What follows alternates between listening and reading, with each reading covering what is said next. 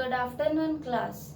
Today we shall discuss about chemiosmotic hypothesis. Now, what do you mean by this hypothesis? As you have done in case of light reaction. Okay, if I'll talk about non-cyclic photophosphorylation, we have done that in that process there is formation of ATP, right? Now this hypothesis will tell how the ATP is getting formed in non-cyclic photophosphorylation. So basically in chemiosmotic hypothesis we are going to discuss how the ATP is going to be formed by the non-cyclic photophosphorylation. Am I clear? Now, if I talk about this, as you know, the process of non-cyclic photophosphorylation is taking place in the thylakoid membrane. So firstly, let me draw its structure. Suppose I am having a chloroplast. In the chloroplast, as you know, there will be thylakoids, and the pile of the thylakoids, it is known as grana. So this is one granum, and these are 4 thylakoids in this granum. Clear? Now let me focus only on this thylakoid. So this is one thylakoid. If I talk about this, then this will be known as thylakoid membrane,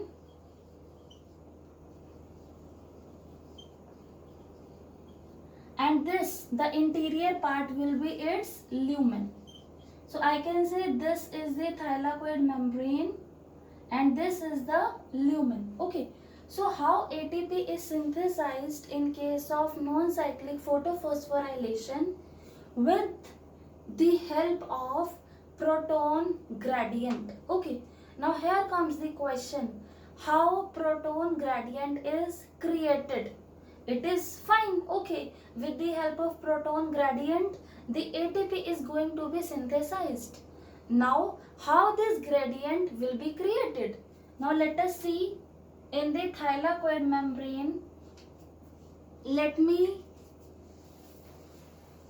draw its bigger structure. Suppose I am having the thylakoid membrane. Clear? This is the thylakoid membrane. And here is it lumen. Now, in the thylakoid membrane, as you know, photosystem 1 and photosystem 2 both are present. I am just talking about non-cyclic photophosphorylation as it includes both photosystem 1 and photosystem 2. So here I am drawing photosystem 1. Clear? And here here photosystem 2. As you know, in non-cyclic photophosphorylation, firstly the electrons will get excited from photosystem 2, and there I am having, suppose, photosystem 1, and here there will be carrier proteins. Clear? That forms an integral part of the electron transport chain. So here I am having cytochromes. Clear? Now here I am having ATP synthase.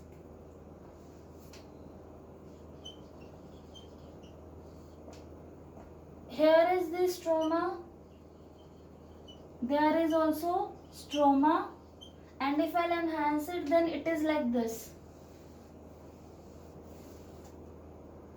This is a chloroplast. Clear? Here is the stroma, and here thylakoid. So many thylakoids are there. I am just magnifying one thylakoid so as to make you understand the process of ATP synthesis. Now here ATP synthase is present. Okay, ATP synthase. Now if I talk about ATP synthase, it is an enzyme that is proteinaceous in nature. Now ATP synthase is having two units. First unit is F naught, which is an integral part of the membrane. So F naught is present like this. This is the F naught unit of ATP synthase. This is a part of the thylakoid membrane, you can see. Now the next is F1 unit. This F1 unit is somewhat facing the stroma. So this hole is ATP synthase. So now let us talk about the process of formation of ATP. Now for this, the process of non-cyclic photophosphorylation must be clear to you. We have discussed that. I am just repeating that again. What will happen in non-cyclic photophosphorylation? From the photosystem 1, the electrons will get excited when they will absorb the light energy. Now what will happen? The excited electrons will be taken up by the acceptor. So the electrons will excite, and then here is the electron acceptor. Now the electron acceptor will take up those electrons. Clear? Now these electrons, after that, from the electron acceptor, they will be passed to the electron transport system, and then that electron transport system will pass those electrons to the photosystem 1. This we had done, right? Now actually what is happening in the photosystem 2?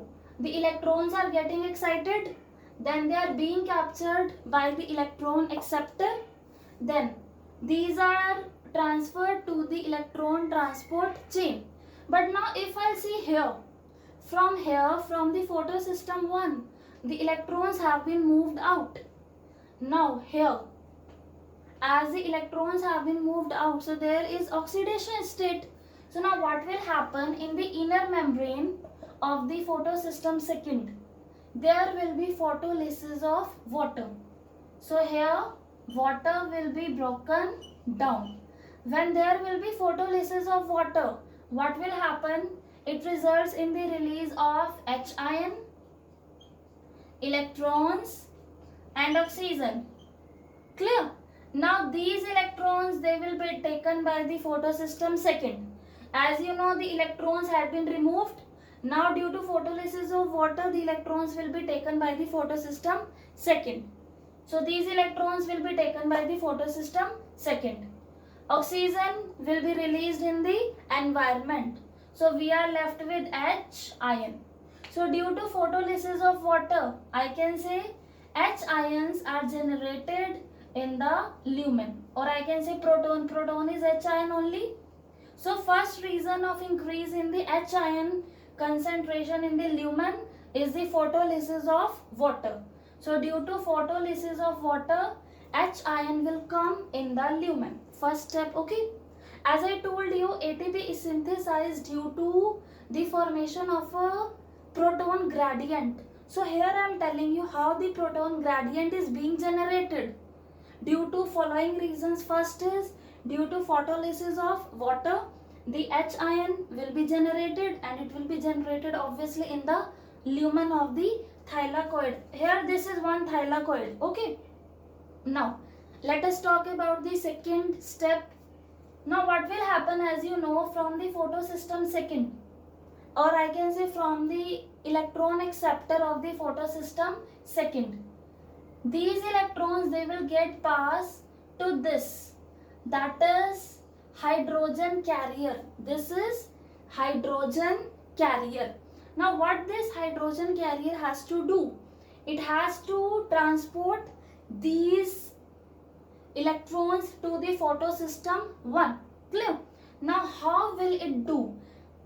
By the movement of protons into the lumen. So what will happen? This is hydrogen carrier. Hydrogen ions will move from the stroma inside the lumen of the thylakoid so that this hydrogen carrier can move the electrons to photosystem 1. Am I clear? This is proton carrier. This is not electron carrier. If it would have been electron carrier, then that's fine. But it is proton carrier. So if it has to transport the electron to photosystem 1, then there is requirement of the proton transport. So as the photosystem second, the electron acceptor of photosystem second is sending the electrons to the proton carrier. Now this proton carrier will send those electrons to photosystem 1. How? When there will be the movement of protons from the stroma to the lumen. Am I clear? So first reason of the increase in the concentration of protons inside the lumen is photolysis of water, and second is with the help of hydrogen carrier. And why is this hydrogen carrier increasing the proton concentration in the lumen? Why is it transporting the hydrogen ion, or I can say the protons, from the stroma to the lumen so as to transport the electron to the photosystem second? Clear? Now third reason of increasing the H ion concentration, or basically I can say decrease in the H ion concentration in the stroma.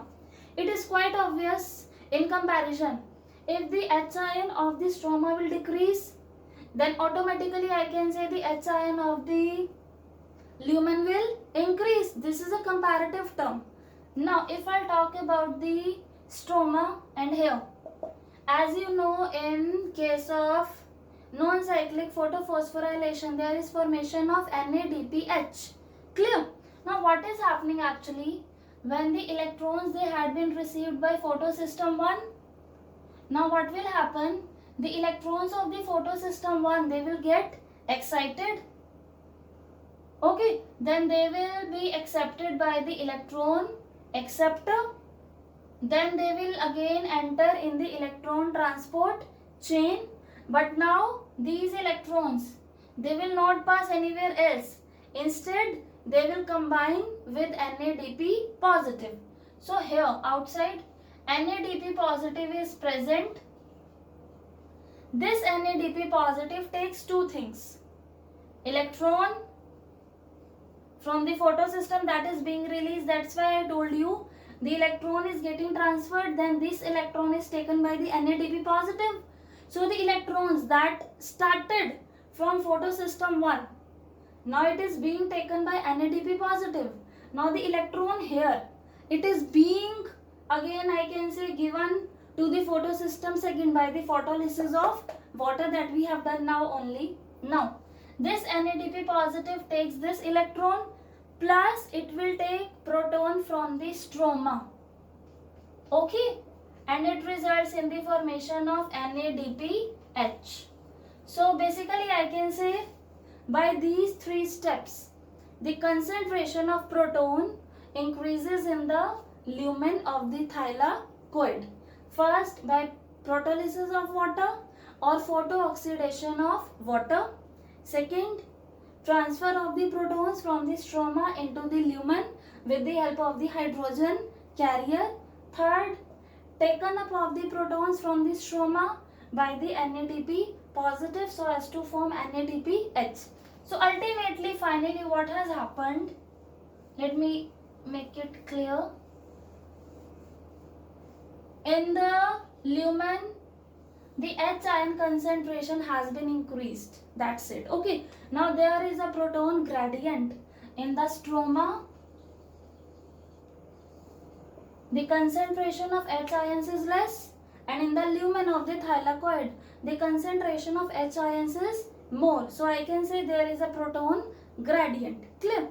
Now, here comes the question, how is this proton gradient helpful in the formation of ATP?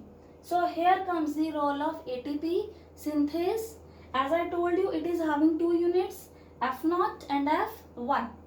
F0 coupling factor 0, that is a transmembrane protein, present in the membrane only, and F1 is facing the stroma. Now what will happen? There will be breakdown of this proton gradient, and this will lead to the liberation of energy. Now what is the meaning of this line? These H ions that are present in the lumen in excess amount, now these will start moving to the stroma, so that now the proton gradient, it will broken down, and while the movement, the energy will be liberated. Now how will they move? These H ions, okay, they will move via F naught like this, okay, and as they are moving via F naught, they are going from the lumen to the stroma, now basically via F naught. Now in this process, energy will be liberated. Now this liberated energy will be used by this F1. The liberated energy by the breakdown of the proton gradient, by the movement of the protons outside the stroma, it results in the liberation of energy. Then this energy is used in changing the configuration of F1 unit, and this F1 subunit of ATP synthase, it will finally synthesizes ATP. So this is how ATP is getting generated in non-cyclic photophosphorylation. Am I clear? Thank you.